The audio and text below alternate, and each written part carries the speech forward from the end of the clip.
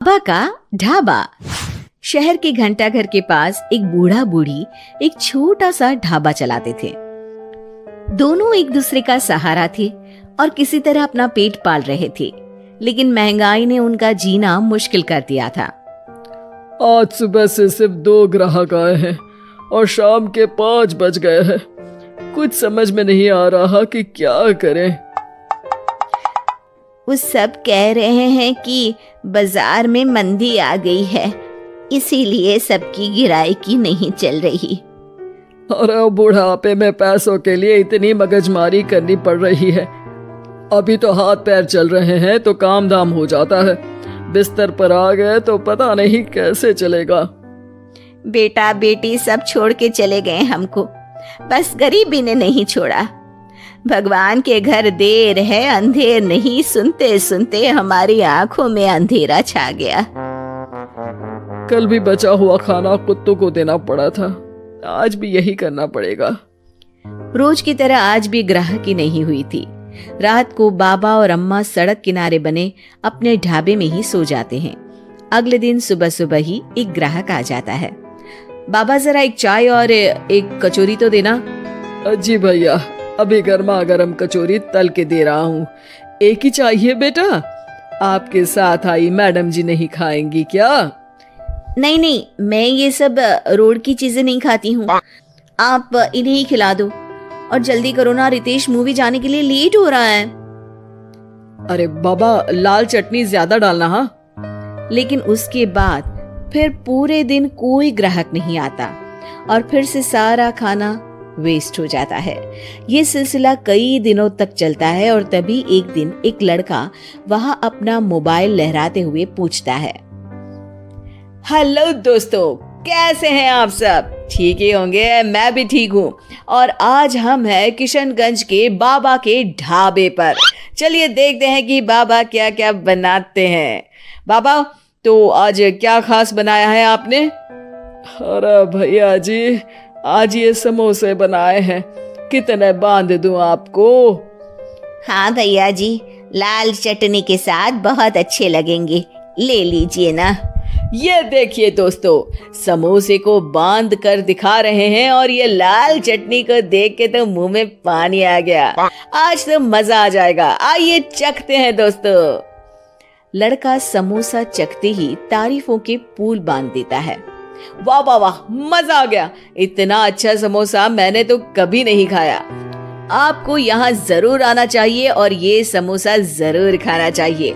और एक चीज, ये देखो, ये रोड साइड पर इनका ढाबा है, इनकी हेल्प तो होनी ही चाहिए।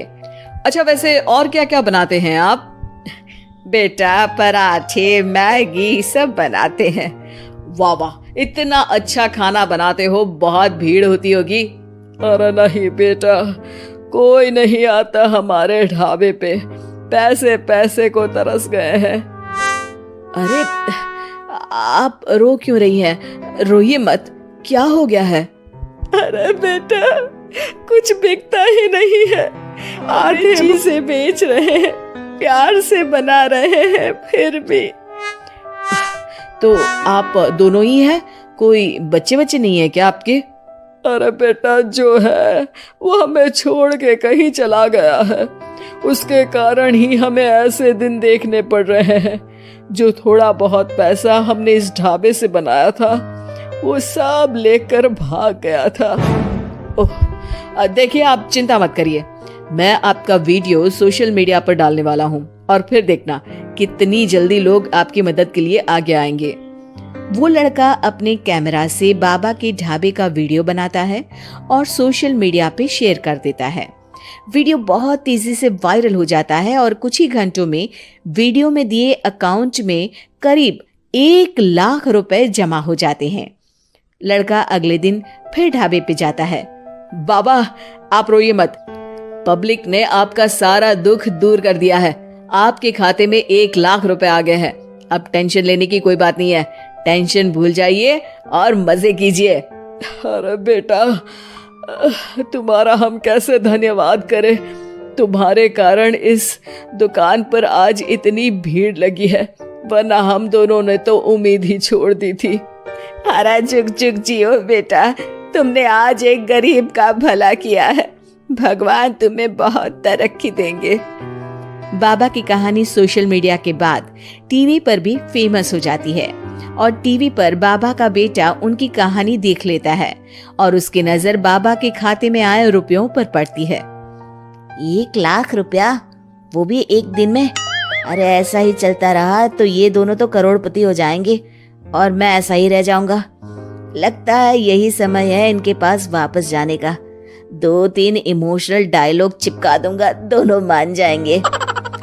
और ये देखकर बाबा का बेटा उनके पास वापस चला जाता है। अब बाबा मैं आ गया बाबा। अब मैं आ गया हूँ, आप चिंता मत कीजिए, मैं आपकी पूरी मदद करूंगा। अब तो मेरी आंखें खुल गई है बाबा। अरे बेटा, कितना याद करते थे तुझे मेरे लाल। अपने बूढ़े माँ बाप को छोड़ के अब कहीं मत जाना। अरे नहीं माँ, तब तो मेरी मजबूरी थी, लेकिन अब नहीं। मुझे माफ कर दीजिए माँ बाबूजी।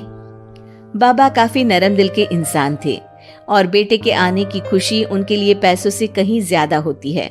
वो अपने बेटे को माफ कर देते हैं।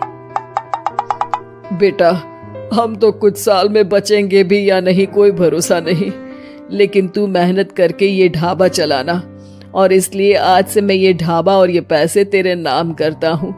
अब हमारी तो उम्र हो गई है, अब तू काम करना और हम घर बैठकर खाएंगे। ये कहकर बाबा सारा पैसा अपने बेटे को दे देते हैं और आराम से अपनी पत्नी को लेकर अपने पुराने घर चले जाते हैं। ढाबे पर काफी भीड़ बढ़ती है। कुछ दिन में ही बेटा काफी पैसे कमा लेता है। एक दिन जब व्लॉगर लड़का वहां पहुंचता है तो देखता है ढाबा बंद है। वो बाबा के पास जाता है। अरे बाबा, आपने अपना ढाबा क्यों बंद कर दिया? ढाबा बंद नहीं तो? वो लोग वहां जाते हैं तो पड़ोसी बताते हैं कि ढाबा तो पिछले 4 दिन से खुला ही नहीं। बाबा ढाबे को अपने पास रखी चाबी से खोलते हैं तो देखते हैं कि ढाबे में एक बर्तन तक नहीं है। बाबा सर पकड़कर बैठ जाते हैं। हमारे बेटे ने हमें फिर से बर्बाद कर दिया। पर हमारे पास तो वापस बर्तन खरीदने तक के पैसे नहीं है। बर्तन भी बेचकर खा गया होगा नालायक। बाबा आप चिंता मत करो, आप काफी फेमस हो, लोग फिर से आपकी मदद कर देंगे। बस इस बार अपने बेटे को दूर रखना ढाबे से। अब की बार बाबा ढाबे पे एक बोर्ड लगवाते हैं जिस पर लिखा है सिर्फ बाबा का ढाबा। ये सिर्फ क्यों लिखवाया है जी? ताकि अपने बेटे को पता चले कि ये सिर्फ उसके बाबा का है। उसके लिए अब यहाँ